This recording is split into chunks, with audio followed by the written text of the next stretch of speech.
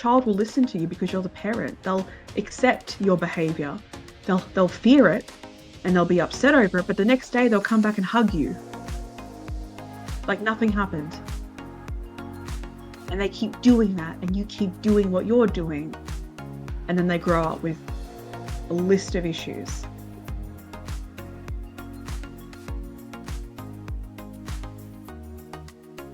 This is the Daily Humans podcast. I'm Ashley. And I'm Nina. I said it differently. She did. From the last time where she's like, Aiden introduced himself, I introduced myself, and then she's like, and I'm Nina. I was expecting you to introduce yourself like that. Yeah. Expected. Yeah. If anyone needs birthday card, or like in I completely forgot Sesame Street. The name for a second. Sesame Street, you know, the Muppets. Yeah, you could definitely do that. Yeah. Yeah, That you would be could. fun. Yeah. It would be fun. You could do that. Hi, I'm Nina. Do you want to play today? Oh What should we man. play? I You could can definitely do that. I can be like the next Blue's Clues person. Do you Oh, see yeah. the puzzle piece? Dora the Explorer. Where? The puzzle piece that's blue? Not silly. It's orange. Thank you for joining us on the Dora the Explorer episode. Tune in to next Sunday to see where Dora goes. Thank you. End of episode. I'm not gonna lie. I definitely, because we have something special planned really soon for you guys. And I don't know if you want to talk about it or if I actually, but I was researching about some cool stuff to wear for said special occasion. And, well, my friends, everybody listening, the thing is, we have a Halloween episode coming. Yes. Yes.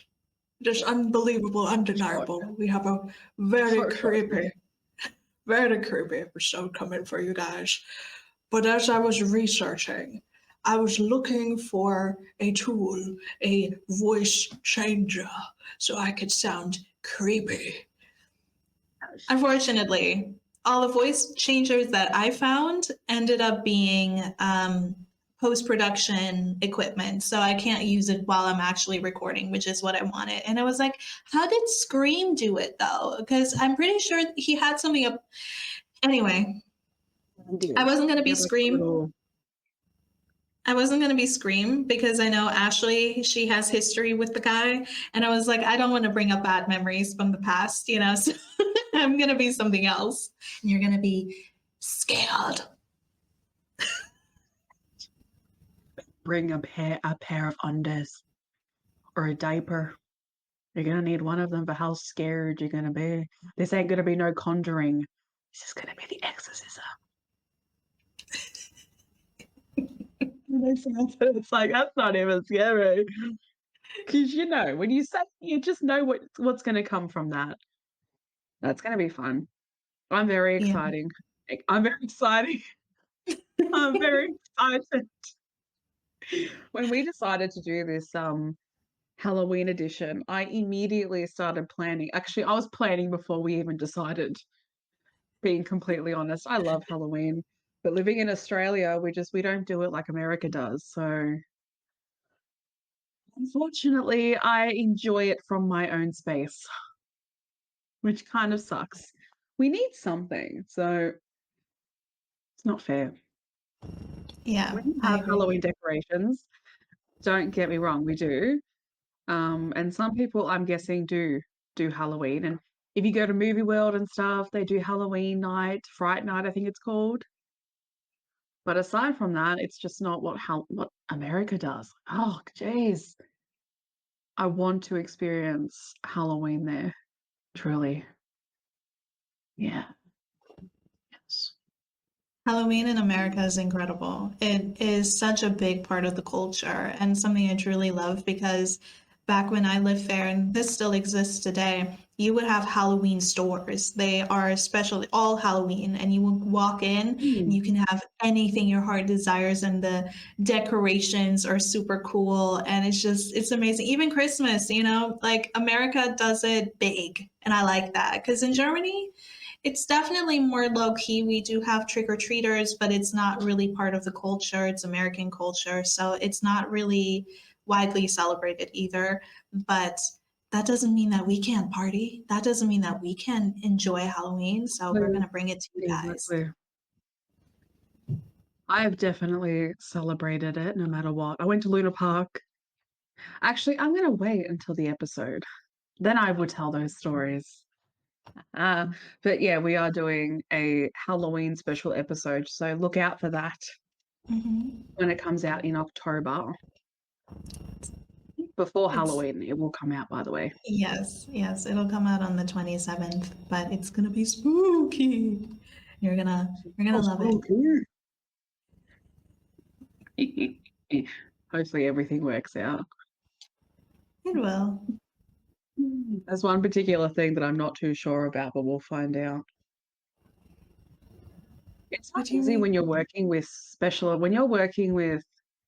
creating the look, with Ah, special effects. mhm, When it takes that kind of element, you just mhm. never know. And from Yeah. my experience of that world, and certain things come off or certain things dry and certain things just happens. It all happens. You get flaky sometimes too. Like it's just you just never know. You never know the joys. But I wouldn't trade it in for the world. I can't wait to dress up as something completely different than myself. And the SpongeBob theme song just popped into my head. Completely unrelated. I was looking off to the side and then I hear, oh, who lives in a pineapple under the sea? SpongeBob SquarePants. Red fish. Oh, I love it. Yeah, no, I have faith in you, Ash. Truly. You have, and I don't know if you guys know this, anybody who's joining in for the first time, Ashley has a background in FX. Is it FX or VX? Design or makeup? Oh, FX. It's FX. You're close. Okay. Yeah. Okay. I was close. That was good. At least in the ballpark. Oh, but yeah, she has insane talent. I don't know if you want to maybe share a picture on social media at any point in time, but whenever we do get the chance to like appear before you guys, you will see she puts in the work and she's amazing at it. You're going to be Yes. great. Thank you. I might post something for Halloween as like a remembrance of all of that because I loved those days. But just to say this last thing, some looks took all day, and I don't miss Mm, that. I don't miss that. Just for a few photos, some took all day. And then yeah. you got to pull it off. You got to pull latex off your face and off your body. I used to go I used to go ham. I'm not the type of person to get to the middle. I can't half-ass it. So if Mm, I'm going to be a skeleton, I'm going to be a skeleton. I'm going to do 3D bones. So I created it myself. I used to use cotton balls and I used to pull it apart and then you cover it in latex and then it hardens and it looked like wow. bones. And you paint over it white. Kumbaya. That's I used to be amazing. very like creative. I used to use toilet paper, whatever we had in the house. I used to use as well too. I think I did a mermaid look one time, and I grabbed it's those little exfoliator pouches. I grabbed one of them, put it on my face, and then just went over eyeshadow with it to create Wow. scales. Like, you get pretty creative when you need to, when you want to. I did love it, but it took a long time. Yes, it Yeah, did. I believe it. Yeah, Yeah. Especially yeah. for the looks you pulled. Like, that's movie set level, you know, type of work. So I can that must have been a nightmare to clean up as well. Oh my Oh gosh. yeah. Yep, because obviously I wasn't the type to clean it as I was going. So there would be latex glue. I had a paint palette as well that I'd put latex glue on and other stuff, paints. So that would be messy. Tissues, this, that, empty like cartons. Like it was just chaotic, chaotic. And then you got to set up the camera and stuff. And then also some photos I definitely edited to give the look of like to create a dark background for some of the photos because you needed it, but I didn't have it. Mhm. So I'd have to spend time editing the background of it to give it that effect of what it was, especially for the Wonder Woman one where the S is in the middle.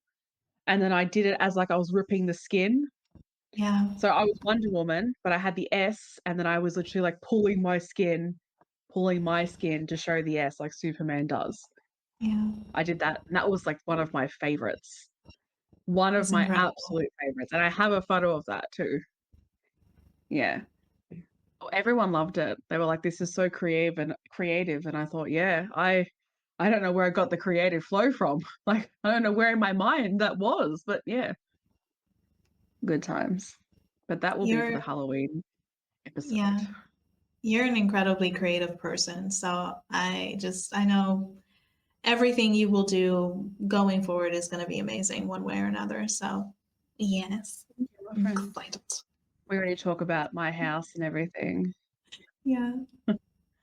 My own house one day. Yeah. It's going to be like a full explosion of art. Maybe Hmm. I'll put some special effects on the wall and just pretend it's Halloween all year round. Why not? Yeah. I mean, you can. Absolutely. Why not? I just I say that right, but I can't imagine how safe I'd feel when I can't even watch scary movies. That's true. Scream, funny enough, but I think that's because I dreamt about him for an entire year. It was haunting my anyway, haunted my dreams for a very long time. So I think now I can definitely deal with him. But other than that, yeah. It is quite Actually, impressive. Yeah. sorry, what were you gonna say? What were you gonna No, say? it is quite impressive that you were able to come up with the looks that you have. And yet you don't like to watch horror movies or like more scarier stuff. That is so amazing. I actually couldn't look at myself in the mirror. I can watch it's more possessive, not possessive. It's more exorcism, paranormal stuff. I cannot watch them. I watch Okay. it. I like watching it. That clown, yeah, that fucker needed to die.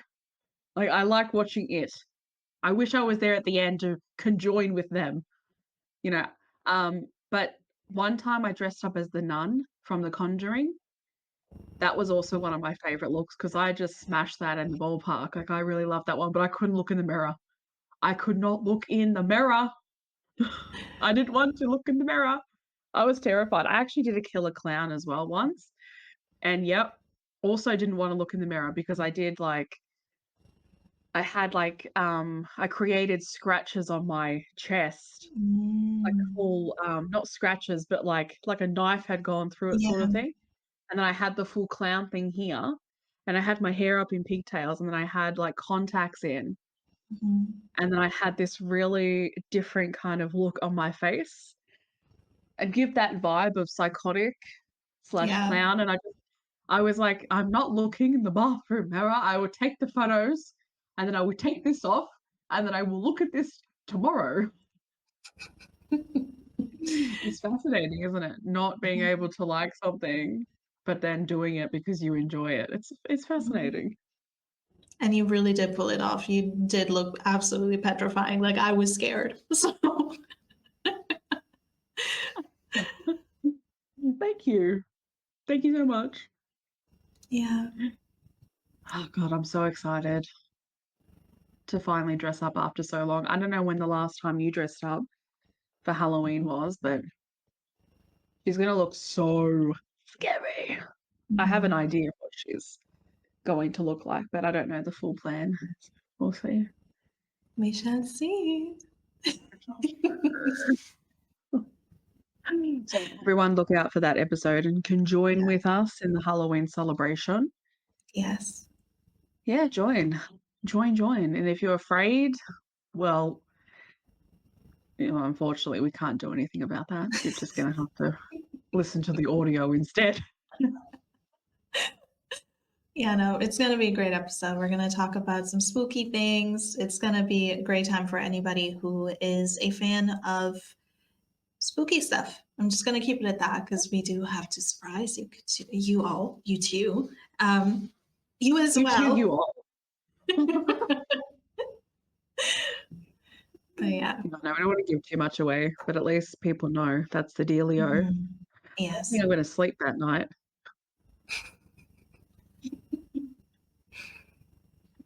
Oh, cheers. We really do need to kick into our topic today. And normally I'm not the one to jump into it, but we've got a lot to say. So yes. Let's jump into it. Let's dive. Let's dive. Let's dive. Ashley, do you want to start it off or should I? I think that you can start, my friend. Yes. Oui. Okay, I will start. Okay.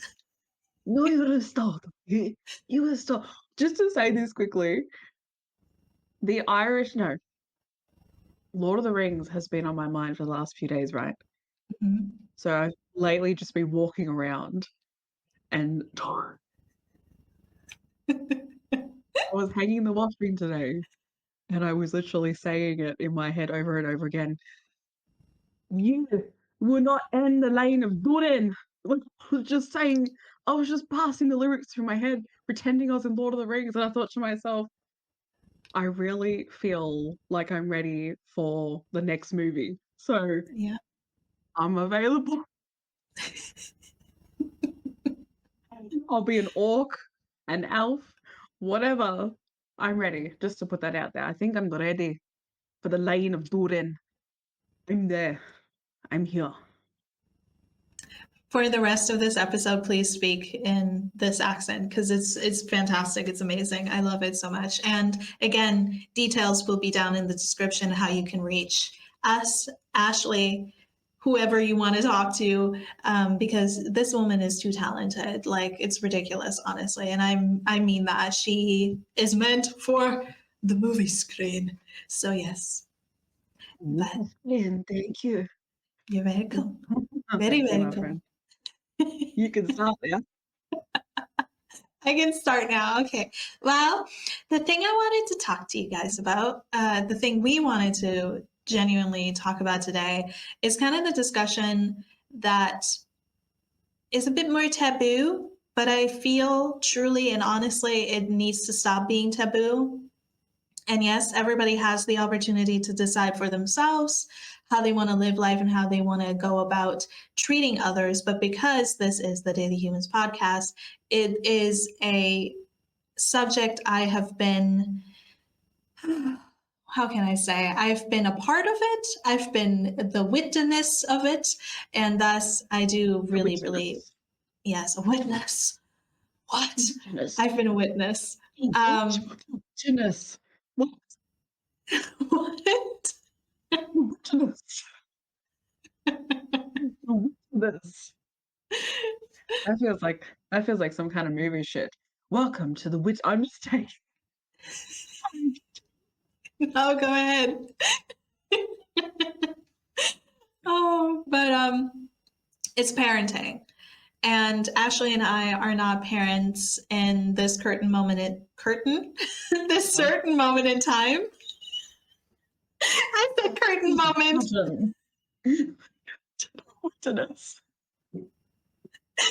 Oh my gosh. At this curtain moment, we are not parents, but we do want to talk about kind of the discussions that have been going on. We have been children. We are growing and evolving into better people every single day. And because this is the Daily Humans podcast. I don't know what's wrong with me. I wanted to say show. It's a podcast Think show. about it for a second. She's like, are we sure this is the Daily Humans podcast? Where are we? No, but we wanted to bring up the discussion of parenting, as well as the, I guess, the more trendy discussion of gentle parenting, other parenting forms, and everything in between. So join us, guys. It's going to be an interesting discussion. Also, as a quick side note, if you hear massive amounts of wind in the background, it's just because we have a little bit of a windstorm. So it prepares us for the spooky vibes for the Halloween special. Enjoy. Mm-hmm. Yes, it's special effects, so don't worry about it. It's just so you know, not a lot of people like quiet in the background, so that's your background noise. White noise. Mm-hmm. Yeah. Yeah. The curtains of wittiness. Yes. Feels like a book. I don't think you can get over it. The things that Nina creates without even knowing that she's creating it. The curtain moment. I can't believe I said that. Yeah, no. But if I may start off from my end,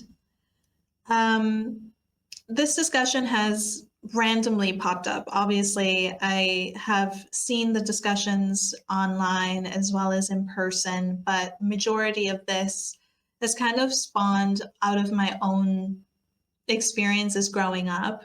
I was raised in Germany in a very strict household, and anybody who's, I think a lot of people who are German can relate to this, or has German lineage in their families can relate to this, that the raising and the upbringing can be quite strict. I don't know how it is today, but it definitely was that way in the early 90s, mid 2000s, all of that. And I definitely was a child.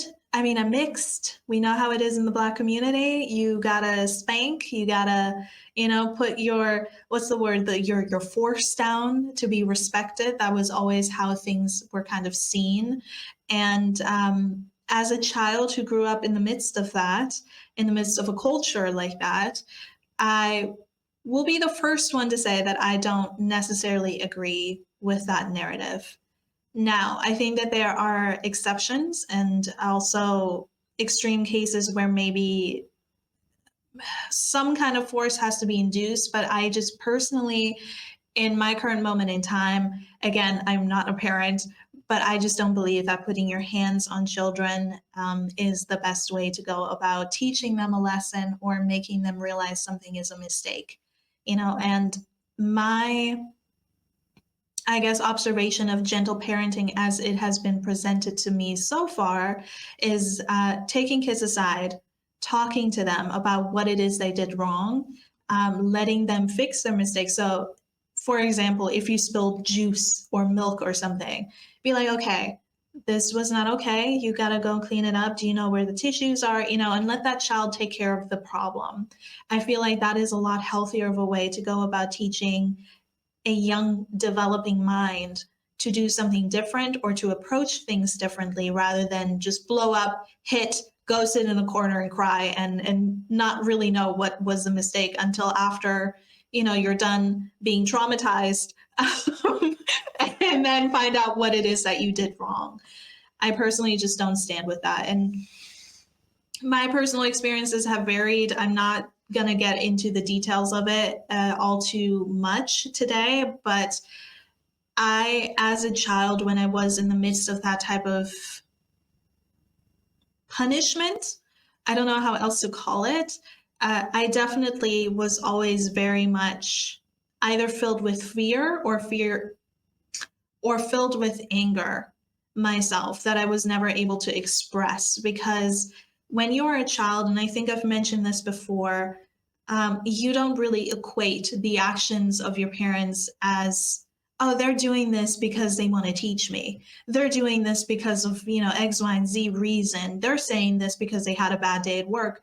Everything that your parents portray is an internalized issue with yourself as a child. A child brain takes in information in a way that is completely different as a grown adult would.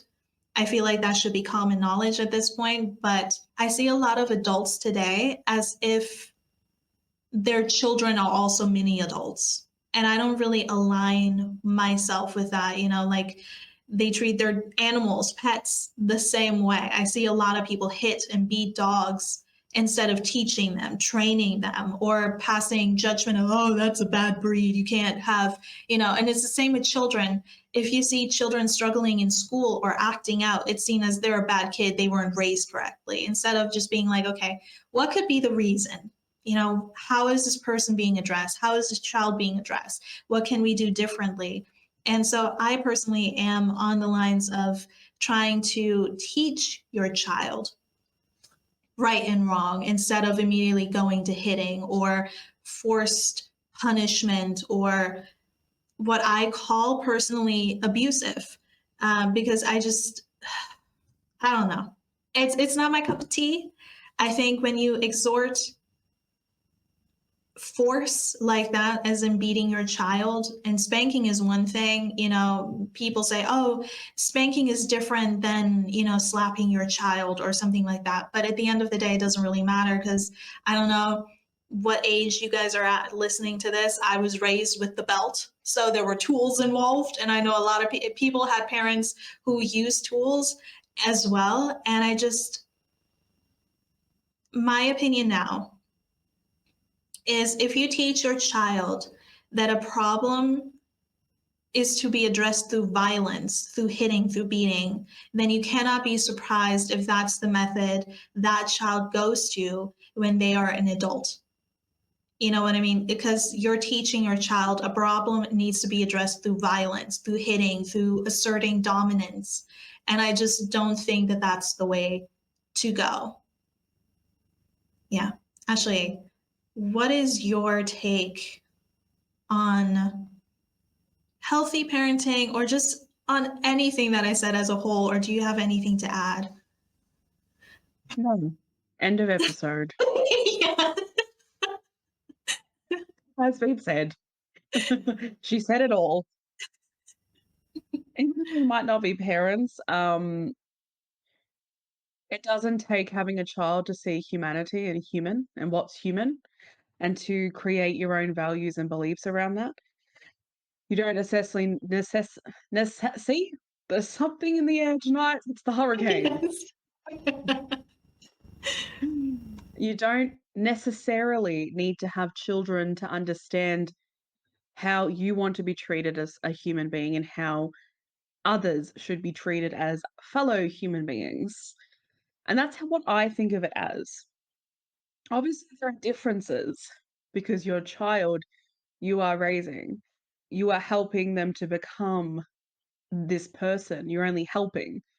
You can't control, but you're helping this child become an adult and discover their way and learn about the world, and they'll do it themselves as well. But yes, there are differences, but I still also conjoin that with how I want to be towards others, who I am to myself, and how I am towards myself. I couldn't fathom laying a hand on another human being, so why would I do that to my own child?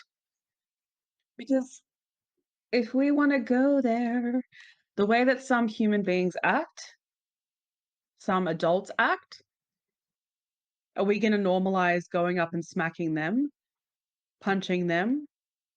I mean, here in Australia, some lives have been lost to king hits. I've spoken about that before. Do you know what a king hit is? Yeah.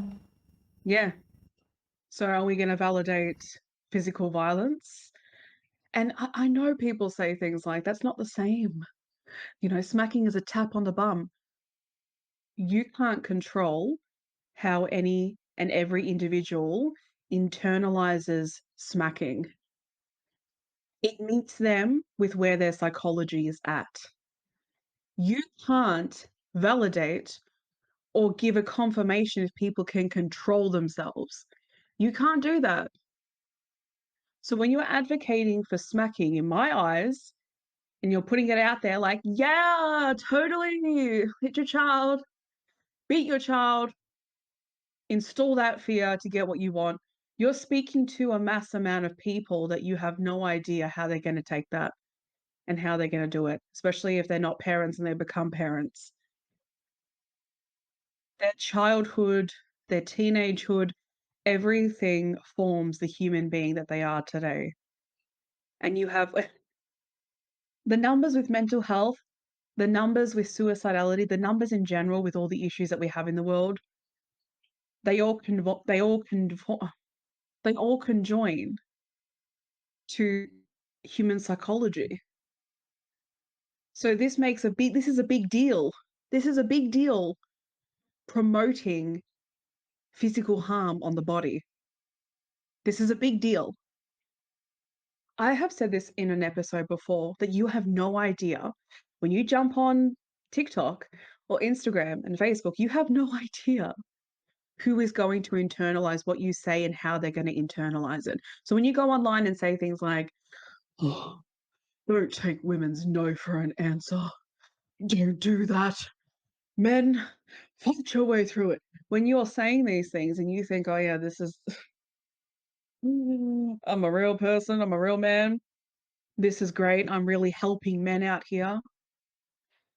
We've heard stories and experiences around the world that are happening, and especially have happened of late, that are inhumane. You would have no clue, an idea who you have given that message to, who has seen what you've said and taken it and internalized it and molded it to their own psychology of life and how they see life. Like, you have no idea. So I'm against smacking. I'm against that kind of physical violence to me, abuse. I don't really care how people want to, make it subtle, make it very small. Like, it's a tiny little poke. It's not a poke. That's how people like to make it out to be a poke. To me, that's not a poke. This is coming from experience. I got the belt and other tools as well. That's not how this should be. I can't fathom hitting my children. I can't even imagine hitting anyone I know with that. Like, if my brother speaks to me in such a way, why would I go grab a belt and just with it? Like, oh my God, I just we would have a conversation. And I know with Right. children it's different because they're young. That's the point. They're young. They're sponges absorbing the world. They're not just taking from your environment, they're taking from all the environments that they step foot in and everything that they see. They're internalizing it in a way they don't really know how, but they're just internalizing it and then projecting it onto the world and seeing how that goes. Really. They're testing the field, they're testing the boundaries. Of course, they've got to test. How do they learn if they don't test? And you don't think, oh, I've got to teach them in this moment that this is not okay. They're going to test it. You're going to tell them it's not okay. They internalize it as this is not okay. But we know with children, just like with adults, they may have their moments of, haha, let me test this again for funsies. There are a lot of things I don't validate, definitely, within child behavior. But it is, for me, as a mental health advocate and as a professional counselor, it comes back to, where does this come from? Where does this stem from? Where is this unfolding? I always come back down to that. And I know that it's a complex issue. I understand that. I'm not aware of every reality that is possible. But what I am aware of is that smacking it's not a reliable thing. It's not a punishment that is actually a punishment. It's harming someone's body. It's harming a child's body for authority, for insertion of fear, for control where you feel like you've lost control. That's what it is. And this is coming from someone who literally used to tap her dog's bums, may I just say. I used to tap my dog's bums because I grew up being smacked. So I thought that was a normality as a punishment. I had to go through the learning experience that my dogs don't actually understand, and I have to train them and put in the effort to do so. I had to learn that myself and go through that learning experience. And I'm glad I did. I have never put my hands on nobody, and I never will ever again, especially my dogs. I will spoil them until the time where they're ready to leave. I do not think that smacking can be internalized in a way that people want it to, purely because there's no words said from that. So there's no understanding of that. Some people will smack and then have a conversation with the child afterwards and say, "This is why I hit you, because A, B, and C." So they smack with communication. And then it's like, okay, how is that going to be internalized by the child? Oh, they'll be fine. They'll grow up fine. But you don't know that because you can't control that. They're an individual. They have their own psychology. They have their own emotional characters. They have their own traits. They have everything is their own. You show them things just like everyone does. You teach them things, you guide them, but you can't control where that evolves and where that goes and where that flows. You can't control that. You don't know how they're going to internalize smacking, and you don't know what it's going to feed. You don't know what it's going to implement and who they're going to be when they get older. And before I let you speak, I want to say this last thing. The amount of adults that say, "I was smacked and I turned out fine." My response to that is, how high are the statistics for mental health? How high is alcohol and drug related addiction? How high is domestic violence, abuse, manipulation, narcissism? How high are the statistics for a lot of this? How many of you can emotionally regulate?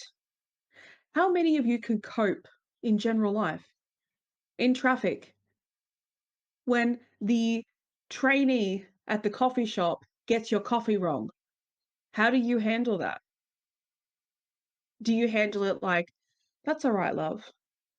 You're practicing, you're training, but my coffee is wrong"? Or do you go, "You fucking moron. You are so bad at your job. You have no idea what you're doing. You shouldn't be working this job. Da da da da da." And you think that's human and valid? You think that's valid that you're talking to another human being like that? There's a part of your mind that validates that? That's emotional irregulation, because you wouldn't like to be talked like that. So why would you do that to others? What part of you is not coping with the situation? How easy it is for people to spark. You think that I turned out fine, but how you treat others and how you treat yourself is not fine. It's not healthy. It's just been normalized throughout the generations to be emotionally unregulated. And smacking is one of the reasons why so many people are emotionally unregulated. Smacking is one of the reasons why people find it really difficult to use their words, especially the way smacking was in and previous generations. They didn't do the communication thing. It was fear. And I've heard stories. I've heard stories and I experienced some of it. Actually, all of it. I didn't experience the communication part. But it was just the installment of fear. When your father gets home, he's going to belt the living crap out of you. So then you'd be on your bed in fear, waiting for your father to come home. The fear and the anxiety that gets implemented from that, it affects your nervous system. So no, we're not fine. An unregulated nervous system, the toll that that takes on daily life. Parking a car is freaking anxiety ridden. Stepping on glass around certain people, because you're afraid of sparking them. You feel this anxiety at the pit of your stomach when you make a mistake. It all conjoins. It all makes sense. Fear. I'm going to stop and let Nina talk now. But thank you. You're absolutely right. Absolutely. And another thing that I would like to add to what you just said, people think that smacking, spanking, hitting, whatever, physical punishment, I will call it, is a form of, well, how are my children going to respect me and see me as an authority if they don't take me seriously? I have to do that. And I'm like, this may be different with everybody, but this is my view of it and my perception due to what I went through growing up. And I was just like, isn't it more so you not being able to hold your anger or your frustration that is the issue? Because as Ashley has stated, a child is a child. They're still learning what emotions even are. They don't even know the names of certain emotions yet. And if you do it young enough, if you see it as a point of, well, they deserve my respect, first of all, who made you believe that respect comes from abuse, from violence, from asserting physical dominance over somebody? Why do you believe that that is the only way you can receive respect? And then second of all, is it actually them, aka the children, that are creating such a big problem, or is it your emotional dysregulation that is feeding into it and making it a bigger thing than it actually is? Because children are going to be children, and I'm not going to say that children can be wild or out of control. I've seen it myself. I see it all the time, and that's also not okay. However, there's a way to go about it, and I understand that sometimes people can get fed up, and children are difficult, and it can be years of this type of behavior on end, and you can just snap. I get that. But instead of just asserting violence, asserting hitting, or putting your hands on somebody, take a breath and walk away. Take a walk, take a breath, like however you need to manifest that moment for yourself before you assert that anger onto your child. Because as Ashley has said, it dysregulates your nervous system when you're in that state of panic of like, now I have to wait until somebody comes home and beats me. I can't even, you're instead of inciting respect that you're seeking, you're inciting fear and distrust.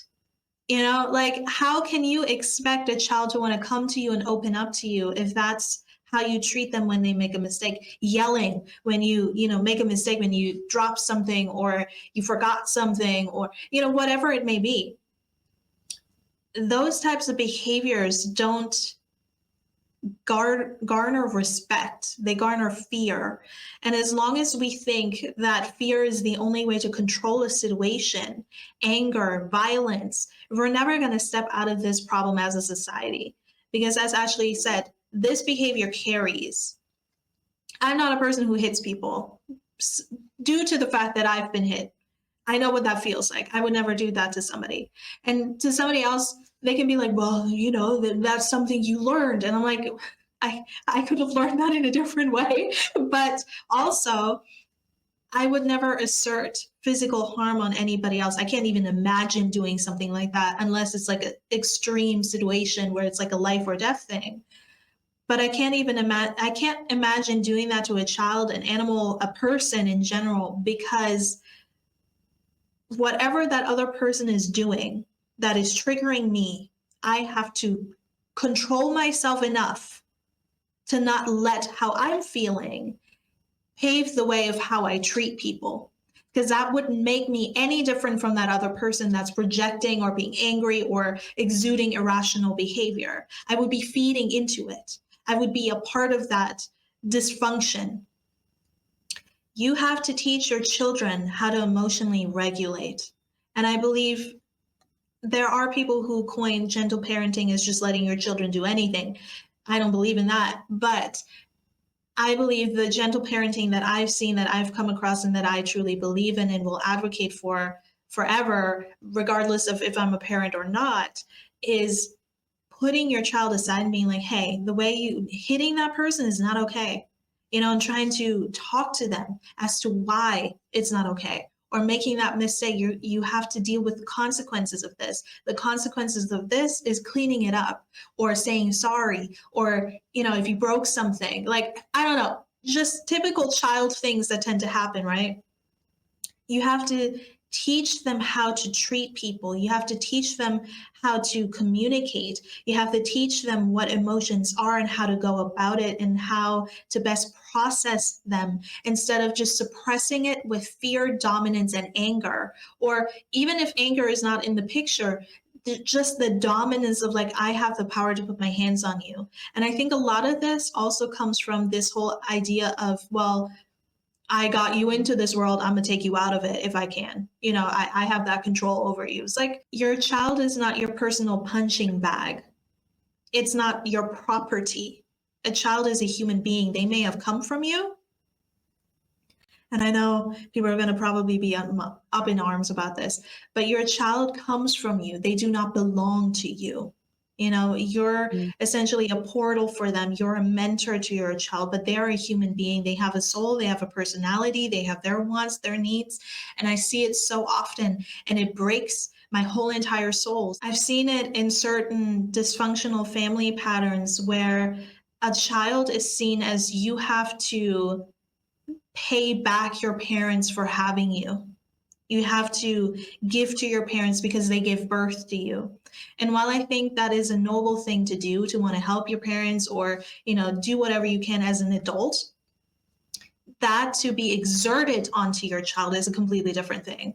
If you as a parent go, well, you owe me, I gave birth to you. And I know this exists because there are cultures that are built around this thing where it's just like you have to give thanks to your parents for giving birth to you. And it's like there is a nobility to that, but only if it's in a healthy dynamic. It's not when you have to spend the rest of your life being a slave essentially to your parents. That's also not healthy. However, to go back to what I was trying to say, we cannot keep treating human beings as property. This is an issue. And this is something that I have fought about and fought for since I was a child. Because my parents tried to, well, you have to do this as a Korean, you have to do this. And I was like, no, this is my life. I've been fighting this fight for a very long time. And eventually my parents accepted it because I've never let up about this fact. Your child is their own person. If you don't have a child and you think about becoming a parent one day, the child you will have is their own individual person with likes, fears, wants, needs. And your job as a parent, in my opinion, and this does not have to transfer, obviously, but in my opinion, is just to be a guide. So you can show them how to listen to themselves, how to feel, how to process, and how to move through this world in a better way than you did. Right. And I think, Ashley, you've said this to me before, that you feel like a lot of these dynamics will eventually circle out. It might have been in the last episode where this was mentioned. I'm not 100% sure. And I do believe so as well. I do believe eventually we will cycle out of this reality. But you can't walk around as an adult, as Ashley has perfectly described, and wonder why people are out here punching each other, throwing food at each other, yelling at, waitresses and restaurant people and just service people in general, seeing people as beneath them due to job titles, and then not think it has some kind of correlation with how you were treated as a child and what you were fed as a child growing up. It doesn't work that way. You as the adult, if you decide to have children, it takes more than just the willingness, the ability, the money, the physical aspects of it. It takes more than that. You have to have enough emotional intelligence within yourself to be like, okay, I do not want to project my own triggered emotions, my feelings, whatever. I know I'm not going to be perfect with it, and that's fine, but to not let it get to the extent where you think it's okay to put your hands on somebody. There are different ways to teaching children. There are different ways to bringing about consequences to actions. You don't have to scream, yell, hit. Like, those are really, in my opinion, the lowest form of energy and just trying to convey a message to another human being or entity in general. Force is really the lowest of the low. You have so many options, especially today. And I will say this as well. Our parents' generation, the generations beforehand, they didn't have access to what we have access to now. And I'm grateful that we are at I'm grateful that we are where we are at now. However, that doesn't give you the excuse to continue doing what you've done just because your parents have done it, because people before have done it. Oh, that's just how it is in the community. That's how it. You decide for yourself what you want your life to be, how you treat people, how you treat children if you decide to have them. And however you evolve in how you raise your children, the people that they become will continue to evolve better and better as well. But if we continue to do the same loop of my grandparents did this, my mom did this, my dad did this, I'm going to do this to my children, they're going to do this, and they're going to repeat that same ideology. Well, my parents did it and their parents did it. We're never going to get to any different state of living and being as a society if we continue to see violence as the only option, or inducing fear into people as the only option or the only means to a better situation, because that's an illusion. You're feeding your body and other people's energy in their lives and their bodies with dysfunction, dysregulation, fear, violence, unhealthy anger, and most of all, illnesses, because all that anxiety goes somewhere. So yeah, it's kind of my piece. True. Yeah, it does go somewhere. It doesn't dispense into thin air. It stores itself. The body keeps the score as a good book to read. Yes. It explains a lot of that. Truly. If there's one thing that I truly cannot stand that I've had enough experiences on, it's control. And it's a kind of control that you feel like you can't get out of. And if there is one thing that I know, is that a lot of human beings and a lot of society relies on that, relies on controlling each other to have needs met, to have authority, to install fear, to get what they want. And when you know what control looks like, you can't hide. I really cannot stand it. Anytime someone tries to tell me, you should be saying this, you should be doing that. Oh God. The feeling that I get, it's a kind of anger towards that. I cannot stand it. And I see it. I see it so much, too much of it. And in a lot of ways, I understand that people don't know and they're not aware consciously of what they're doing and the extent of that. But as Nina was saying, if I talk about children, I have thought about this as well, how I would raise a child if, and that's a big if, I had a child, big if. They will grow up to be their own individual that faces the world by themselves with me as their supporter, but I cannot control the car that they drive, which is their life. I can't control their pathway. I don't want to, essentially. As much as you want to protect them, because I can imagine the way that I feel about, the people that I truly care about, and even just people I meet too. There's this sense of wanting to be kind, because it's that element of I really want to insert this kindness into the world and into spaces with obviously consent. But let me reword that, because I don't know what I was doing with that.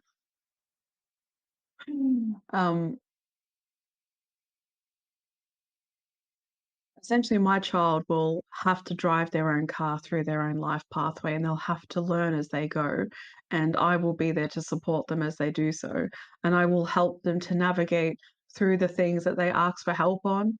I will be there to help. I will be there to guide, but just to guide. I'm not going to enforce advice or enforce things into their space that they don't want, because I've had that happen to myself. And I know what that's like. For someone to literally give you no other choice but theirs. There's no possible way you can think for yourself. You should be thinking the way I think. You should be knowing what I know, doing what I'm doing. I swear, Nina, the amount of people that try to control your own pathway, it's astounding when I really thought about it. in therapy. You should be this. You should be that. You need to be doing this. You need to be doing that. Don't do this. Just the constant push, this pathway, that pathway, what everyone else feels valid. And it falls in line with how we raise children because you see it. You want your child to dress the way that you want them to dress because it fits your aesthetic. Your aesthetic. Me mentioning that is not installing some kind of fault for that. But where people go with it is something that I found quite interesting, is how far they go to enforce an aesthetic on their children. And then as they get older and find their own personality and what comes with that personality, they look at them like, you're wearing that?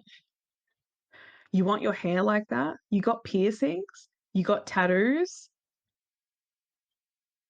You know how ugly that is? It's just constant, like for me, it's just vomiting projection after projection of your own belief systems and your own self preferences. And look, I personally can't validate that. I can't validate installing my projections into their space like it is something that they have to follow. Otherwise, I judge them and I look down upon them and I make them feel bad about it because it's not within my way of doing things. I can't validate that. And even when you have these conversations, people always bring it back to, well, that's my child and I'll do what I like. But then it's basically what Nina was saying. It's your child is an individual. Your child is their own person and they came from you, but what why do you feel like it has to be like that? Really? Protection and owning are two different things. It's not protection.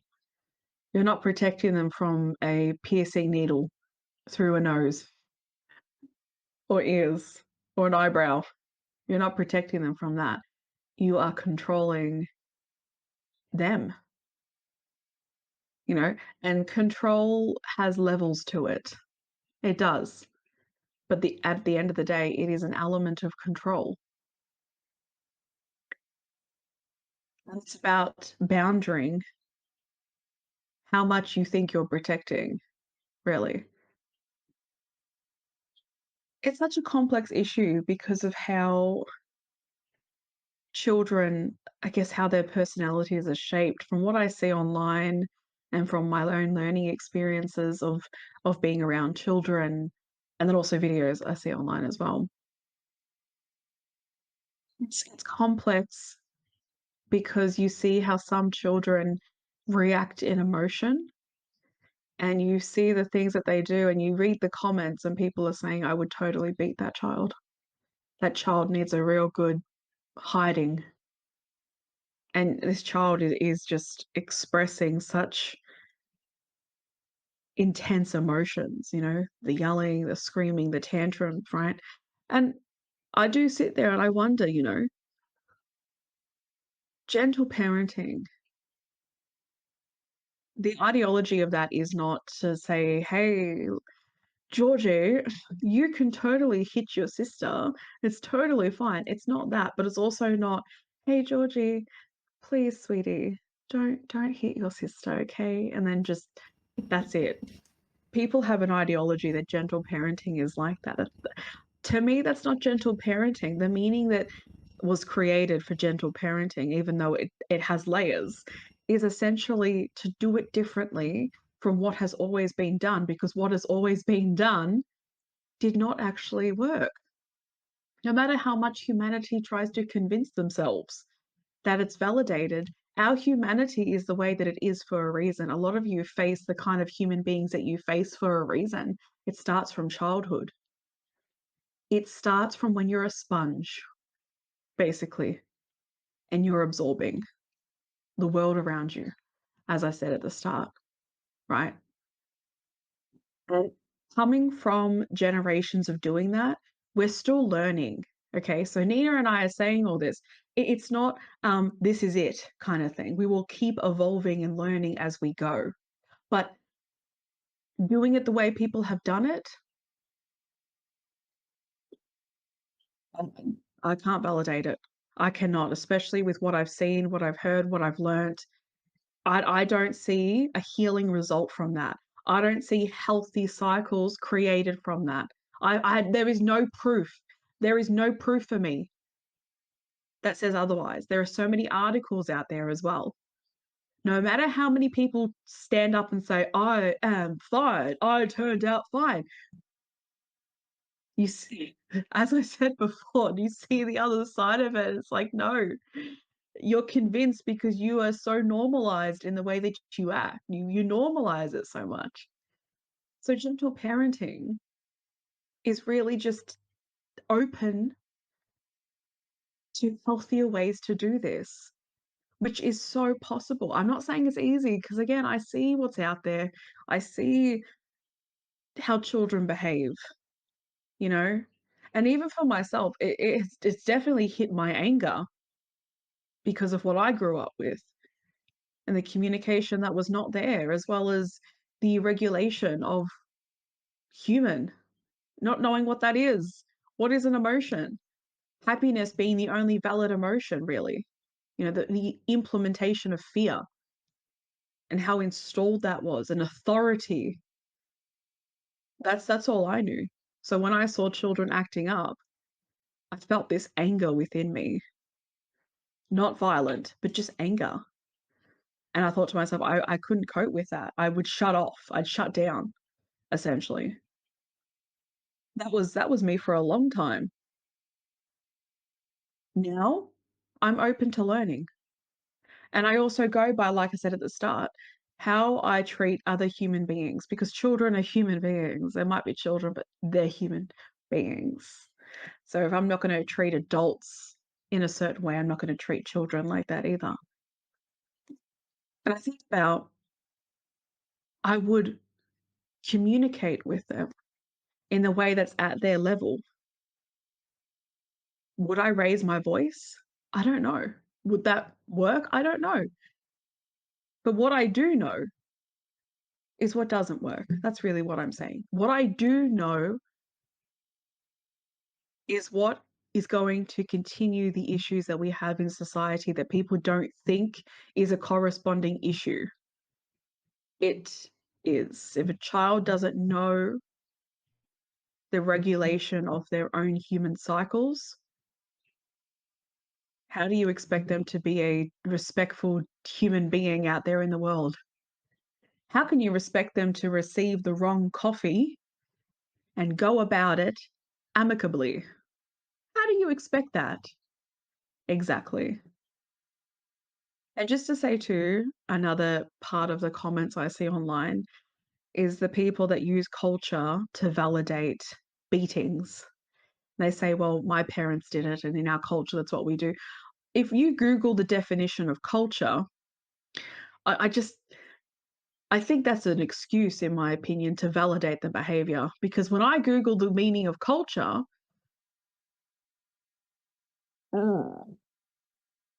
your beatings isn't a part of that. You know, the manipulation, narcissism, are we adding that a part of the culture? Is that on the tourist pamphlet when you go to certain countries?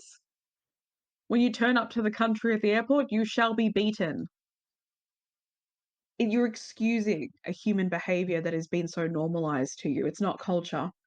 And this is coming from someone who has heard this around myself in certain backgrounds. Just the validation of certain punishments and the way that people go about communicating, which is, like I said, non-existent. It's not culture. It's human behavior. It's human intolerance. It's people needing control. It's people needing to install fear for authority, like Nina said. It's human beings trying to fill the parts of themselves that have so much of a need that they think that this is going to fill it. If a child is afraid, okay, I have to add this another thing. human beings that have not had their needs met, some will find that in authority, will find that controlling, will find that in watching someone fear them. And don't ever doubt where human beings can go. You know, what's currently happening on the news right now, you know, just think about that. People do love to witness the fear in someone's eyes and they insert authority, as they insert authority, as they are a leader of a whole team and they have that power. It's a power hungry thing. It's an ego fill. People have that with their own children because that's a part of their psychology. And children can't talk back. Children can't speak in the way that adults can in that way. They wouldn't let children fight back. That would be a big no-no. I know that was a big no-no. Wasn't allowed to say anything, but the adults were allowed to be shitty. A child can't be shitty, but the adults can be shitty. That was always interesting to me. Some people love it. And I've seen this and I've heard this. I've heard stories. So when you're as I've said at the start, when you're actively promoting, you know, harm in any form, you have no idea what that's creating. Like, you have absolutely no idea. And when someone has gone through their entire life with literally being the one that's being controlled and they get that moment to control, some people will unconsciously just internalize that and it becomes their whole thing. And they love the feeling of dominance. And a child so small, you could teach them anything. You could overpower them in any way you possibly want because they give you the leeway to do that. A child will listen to you because you're the parent. They'll accept your behavior. They'll fear it and they'll be upset over it, but the next day they'll come back and hug you like nothing happened. And they keep doing that and you keep doing what you're doing. And then they grow up with a list of issues. So, gentle parenting and your ideology of it, as I said, many layers, but gentle parenting is doing it differently from how it's been done. Because why not? If you truly want to help humanity heal and move forward, then hey, guess what? Nothing is set in stone and we have to learn from the past. As I've said in an episode before, if humanity never evolved, we'd still be where we were when human evolution started. We have to shift. We have to move. And if you want a great example, look what's happening in Hollywood right now. That needs to happen. These people need to be knocked off the pedestal, right? We need change. We need growth. We need to evolve. We need it.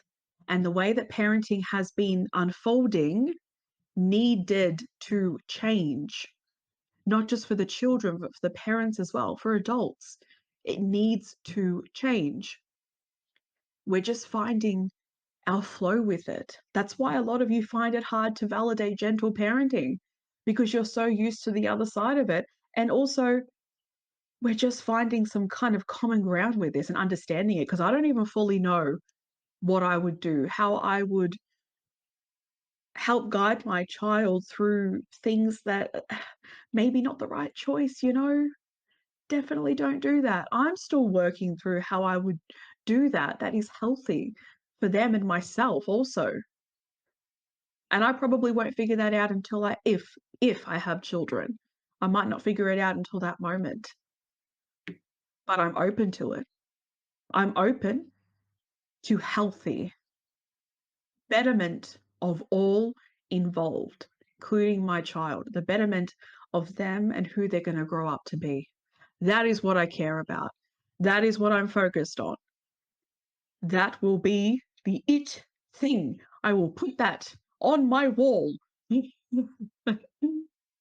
Yeah. Yes, absolutely. And if I can add to that, a child can't fight back or talk back because you are the thing that's keeping them alive. You give them shelter, you give them food, and even that, I've been in environments where that is seen as a gift to a child, where that was portrayed as a gift. It was like, I put food on your table, without me, you wouldn't eat, where it's seen as a control thing yet again. And to dive a little bit deeper into what Ashley said, people have made dysfunction a home to the point where they've normalized it so much that they can make careers out of their dysfunction. They can make lives out of their dysfunction, never really knowing that they're living out of their dysfunction because it's so normalized. It's so normal to be dysregulated and angry and shut off, or coping with substances, whatever it may be, shopping, men, like addictions to alcohol that we mentioned in the last episode as well. Like, it is so normal to suppress rather than to feel and to learn how to cope with it in a healthy way, to address it. And I am a people pleaser. I was born to be a people pleaser almost because of the environments that I grew up in. And that is something that I had to, and I'm continuing to, and probably always will continue to heal, because it is not my responsibility to make somebody else feel comfortable with something that I place boundaries on, or I'm not comfortable with, et cetera, et cetera. But from my perspective and my upbringing, and not to, be like, oh my God, terrible people. It's not about that. It's just having the wisdom to see things from a different perspective and sharing my knowledge in that.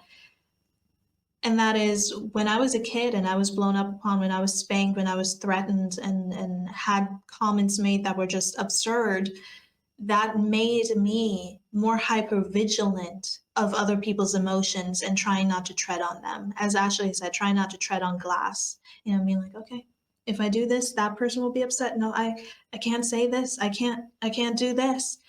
You're no longer in the brain of a child anymore. You're no longer living as a child because you're so busy observing everybody around you and trying not to piss them off, essentially.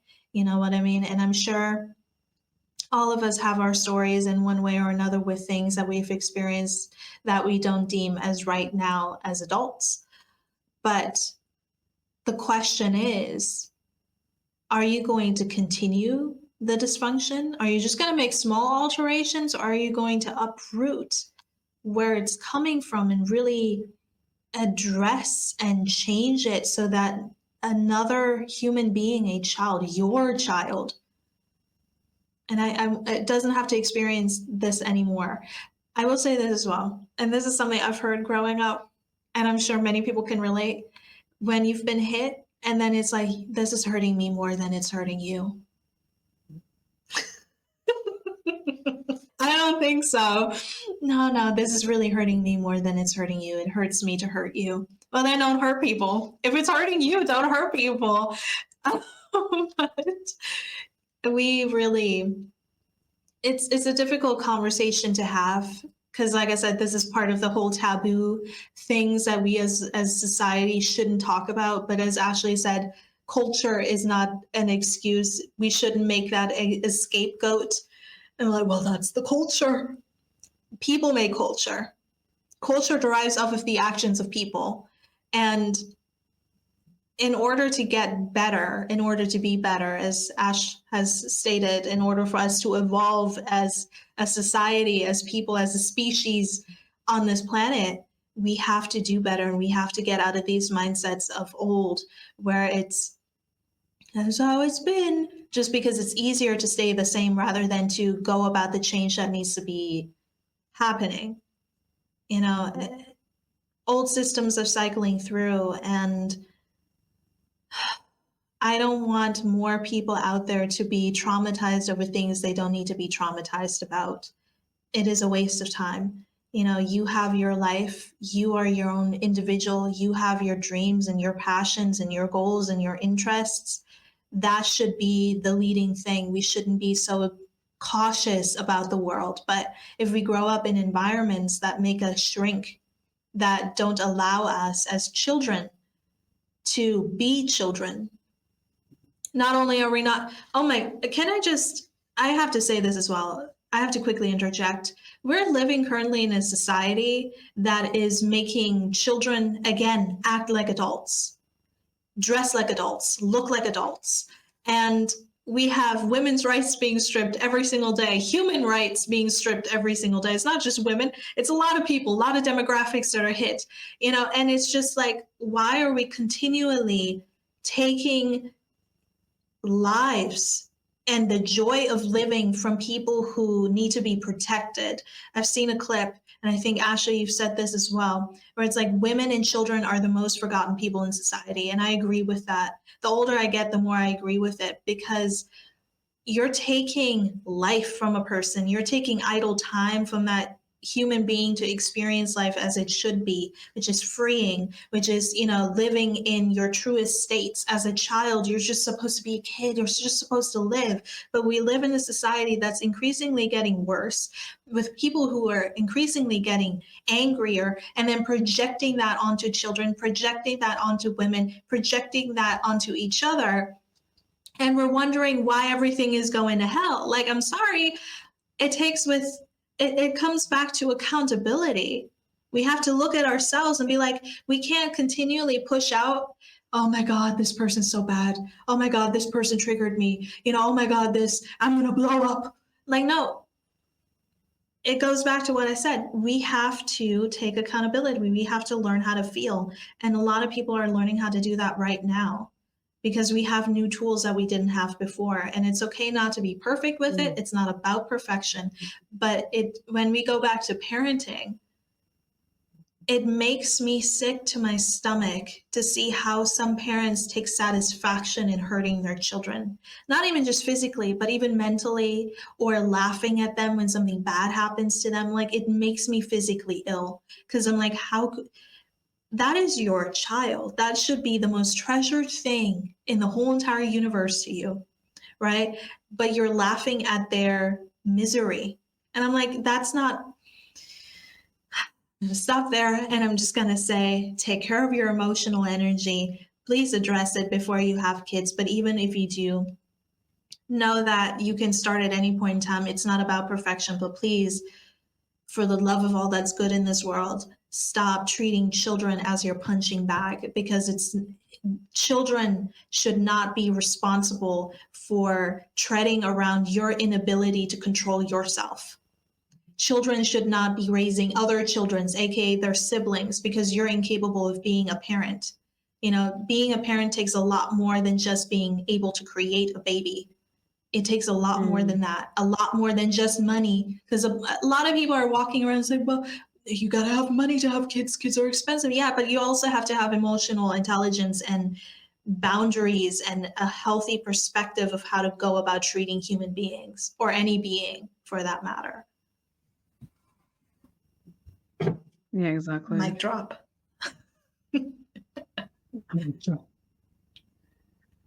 People pleasing is another thing that human beings enjoy, of course.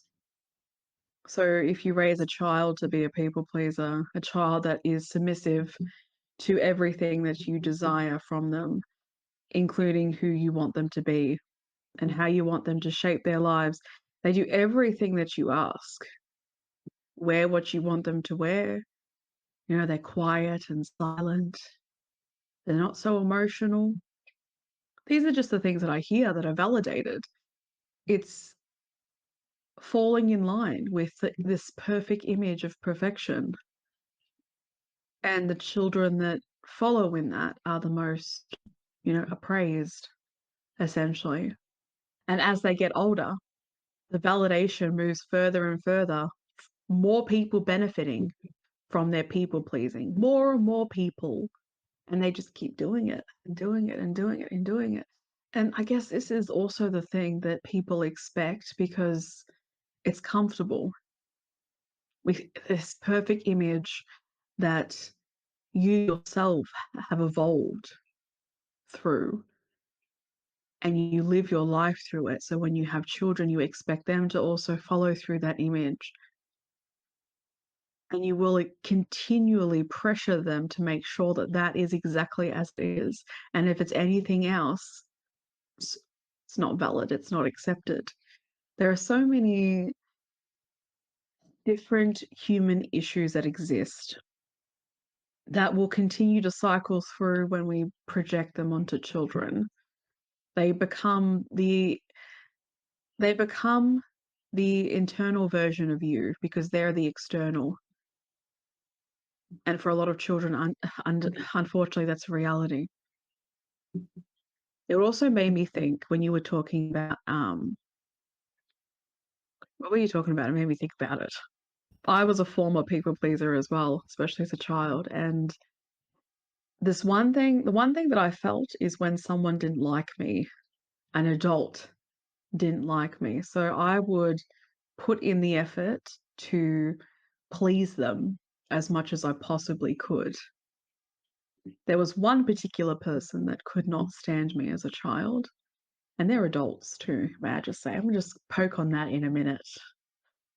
And every time I went over to this person's house, I would clean their children's playroom, the entire room.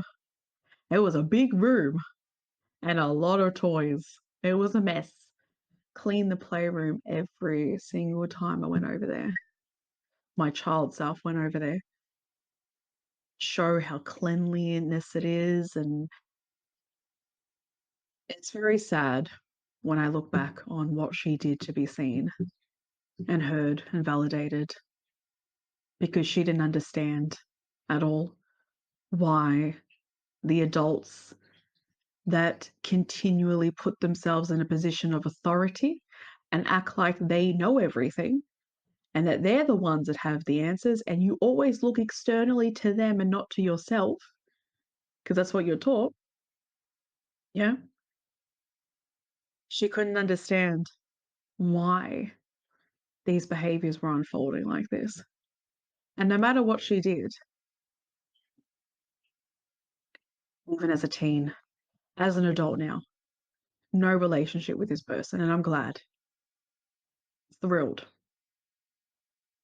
But when I looked back on that and I was healing through the journey of not being accepted, being abandoned, and being treated horribly by some people from a child, may I just say, I think to myself, how can you validate yourself to do that?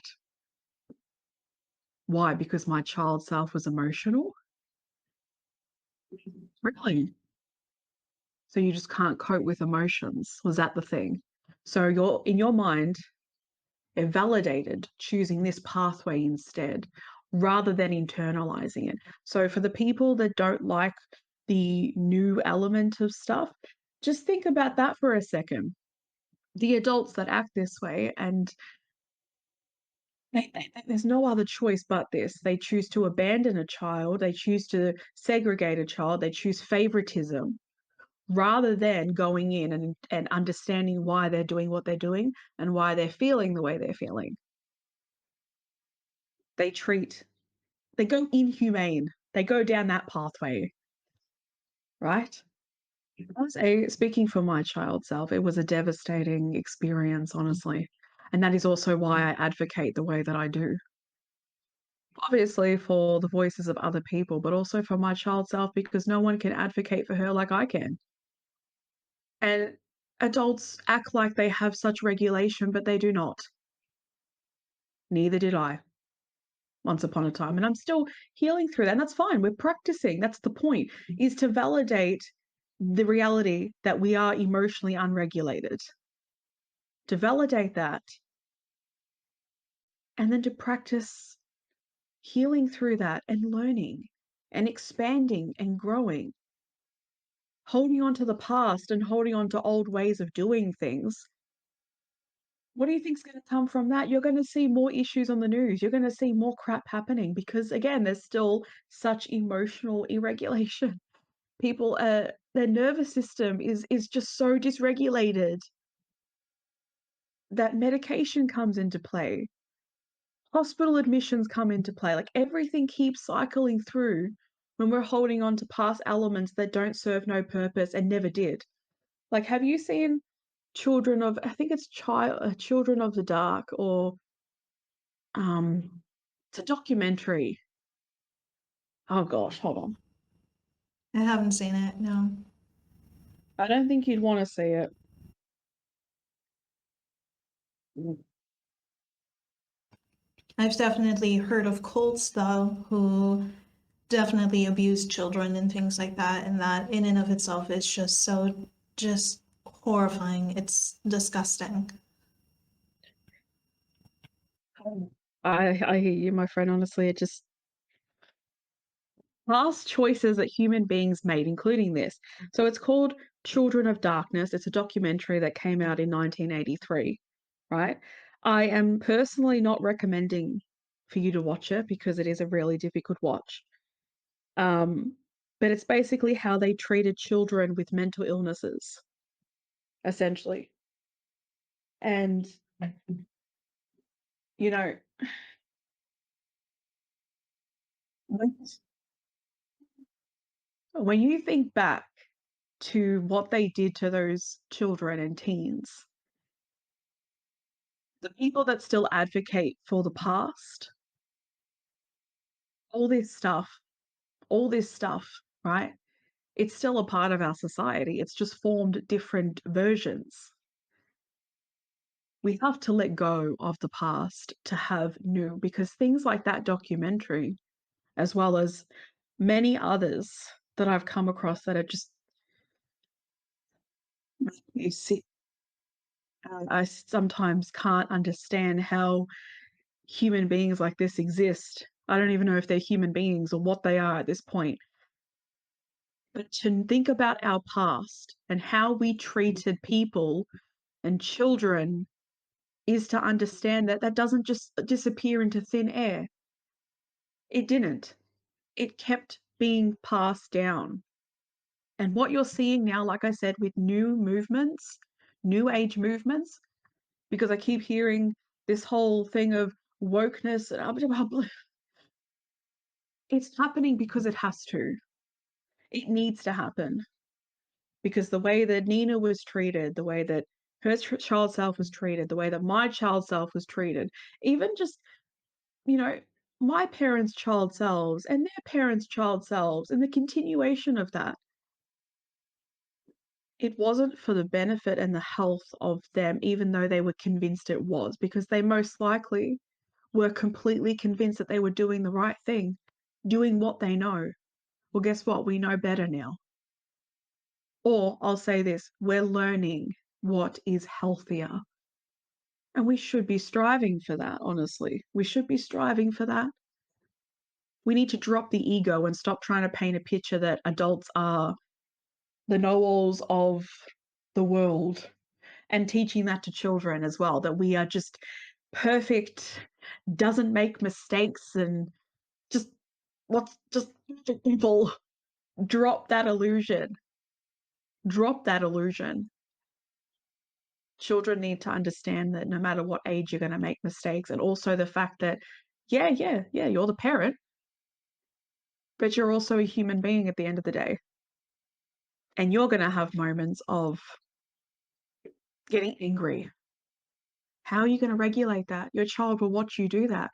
How do you regulate that? If you have moments of depression or just like anxiety, right?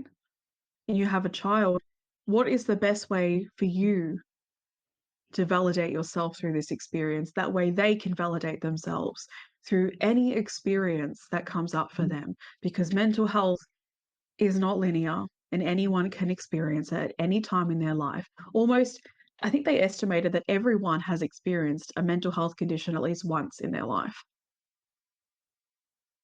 Thinking about human health and the benefit of that is thinking about how do we move forward.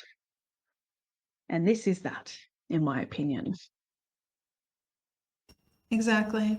And also, a psychiatrist said this, a child psychiatrist. I don't remember his name. I apologize. But he said, you don't learn, children don't learn by what their parents say, they learn by what they do. their actions, their behavior. That's how children learn and absorb and act in the world then too.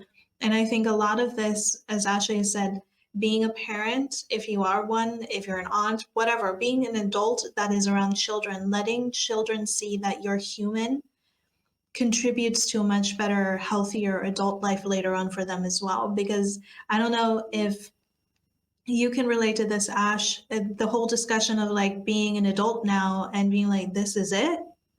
There's not like some grand award or like position that you receive. This is it for the rest of our lives. And you realize as an adult, everybody's just a child continually growing. Nobody is an adult. That's a title that was created. There is no such thing really. And I think a lot of that disillusionment is taking place because we were raised by people who put themselves on a certain position or pedestal or behavioral pattern that made it seem like an adult is the state of being that you as a child can never understand. You child, you don't know anything, but adults know everything. You know, that is just, it's not true. As Ashley said, and it would benefit a lot more children and a lot more people in general to drop the fallacy of a mask and just be real. You don't have to go into full details with your children if that's not what you want to do about stuff, but you can just let them see when you struggle, let them see when you cry, let them see when you're having a tough time. You know, don't project onto your children, don't make them your crutch either, but at the same time, let them see that you're human. And that's going to help with a lot of things throughout their lives, because when they see you have emotion rather than being cold and stone cold, as I would like to say, they are then again able to process and sit with their own emotions, because mom does it, dad does it, grandpa or grandma does it, my guardians do it. And so that makes me realize that I can do it too. Like, it's just being a parent, regardless if you're biological or anything in between, is so much more than just authority, respect, positioning, and giving shelter and food. Those are, as a lot of people would like to say online these days, bare minimum. You know, that is what you're supposed to do. It's not a gift. You're supposed to feed your child and give them housing and clothes, you know, and I know financially speaking, there are a lot of people who are not capable of doing that, and that's not what we're discussing. It's just, it's this whole thing of that being a privilege, being putting it into your child's head of like, well, I'm feeding you or I raised you, so now you owe me. Like, no, there's no such thing. You made the decision to have a child. You have to deal with the, I don't want to say consequences, but the responsibility of what it is to raise one. And we can look out at the world, like I've said many times, point fingers, but at the end of the day, the world can only change if we do. If you take a moment also, if you really want to see the unfoldings of the traditional ways of punishment and all that crap, I put out as guidance to look at a page on Facebook. They're also on TikTok too, I believe. It's called Soft White Underbelly. And his name is Mark, and he interviews all different human beings from different walks of life. And their stories are devastating for a lot of them. Even just recently, I watched one today, and the things that she went through as a child, it just broke my heart to know that, like, she just, oh God. When you watch people talk about their experiences from the past and you just see their child self, like the brokenness of that child, like how badly her parents tried to break her. Like, it's just devastating. Those are the things that I also use to advocate for better for all those people as well, because none of them deserved to go through what they went through, and the way that their life is unfolding now. So many of them have only ever had addiction or homelessness, because that is all that was offered to them essentially. Some of them are used to it. There's even I think it was an article that came out talking about how some people that have been homeless for so many years, they don't see a point of living a different life to that. They're so used to it. So when people offer them housing, they're not that keen on taking that up. Just to add that into it too. Just to add a little of that into it. But it's just what I think. I just think about all the stories that I've heard over the years and the outcome of the systems that people hold on to. And it's sometimes I sit there and I think, you have no idea what you're advocating for. You really have no idea what you're advocating for. And the kind of human beings that what you're advocating for, what it has done essentially, what it has caused essentially. It's devastating, the harm that humanity has unfolded onto human beings. Even children, just fathoming that happening to a child. Like I don't know if you watched the documentary of Gabriel, no, is it Gabriel Fernet? Do you know who I'm talking about? The child in No, America? Hold on. no. I have to get my phone out for this too. Should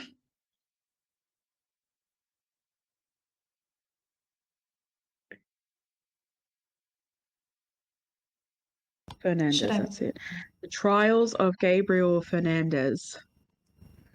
He was murdered by his parents in a very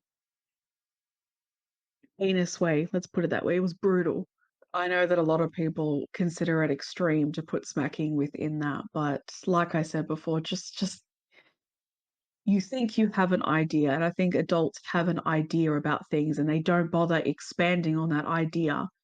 And I'm not saying that within a fault, but I'm saying that the expansion of awareness is within everything. Your idea that you have of something can be expanded. So you have an idea that smacking is this one conclusive little box, but I can see where that has troubled and what has unfolded from that. And if people can get to this point of brutally murdering their child, yes, we're talking about psychologically. Yes, we're talking about psychotic. Yes, we're talking about all this stuff as well. But what does society validate that can validate them to do what they do? What does society normalize that parents normalize within themselves? Like bullying their own child because society normalizes bullying, and people like to act like that's not a case, but they definitely do. There was a child, her name's Charlotte, and she recently passed away. She was 13 years old from bullying. She died by suicide. And you know what's interesting is that before that video came up, there was a video before it of there's there's a woman on TikTok that creates dresses that her grandma made. I think her grandma sketched them and then she actually took them and created dresses from that. In her comment section, and I've seen a video talking about the amount of bullying that she cops. So her video was before I saw that video of that 13-year-old girl from Australia. And I thought to myself, this is the hypocrisy. This is the hypocrisy that you have people commenting on this video of this girl saying that bullying needs to end, bullying needs to end. And then a video beforehand, I'm witnessing bullying happening. This is this This is the insanity. The people like to act is not insanity, but it is. How do you advocate against bullying while bullying? And this is what I'm talking about. It's got everything to do with children. It's got everything to do with this human experience. It's got everything to do with it because bullying is also used within the family unit, how parents raise their children. I think I am finished. Thank you again. Yeah, no, it's gotta stop. And the question I will leave off to all of my listeners and to whoever who listens to our podcast and stuff. How are you letting your emotions control you? And how could you possibly do better? Ask yourself that, journal it, have spaces where you can talk about this type of stuff with your friends, family, whoever you know, whoever you feel comfortable with, and really know that there are different ways of going about treating people, treating your children, and quote unquote punishing them, or in reality, punishing usually comes from the whole thing of like wanting to teach them a lesson. Well, there are different ways you can teach a child the consequences to their actions, but in reality, it starts with self. Yep. Do the internal work. Exactly. Figure out how you can help externally with the things around you, including your children. Yeah. They'll have to go internal eventually as well and figure it out themselves. They'll learn from Right. you, but they'll have to figure it out themselves, how they want to externally promote themselves and project who they want to be, right? We also have to do the inner work as well. We do. But that's a whole different complex subject as well. That will be for another time. Yes. Thank you guys for joining us today on this episode. We wish you a wonderful week or weekend, whatever day it Merry is. Christmas. Happy Kwanzaa. Happy Halloween. Au Happy revoir. Easter. Happy New Year. Happy New Year. Auf Wiedersehen. Bye, guys.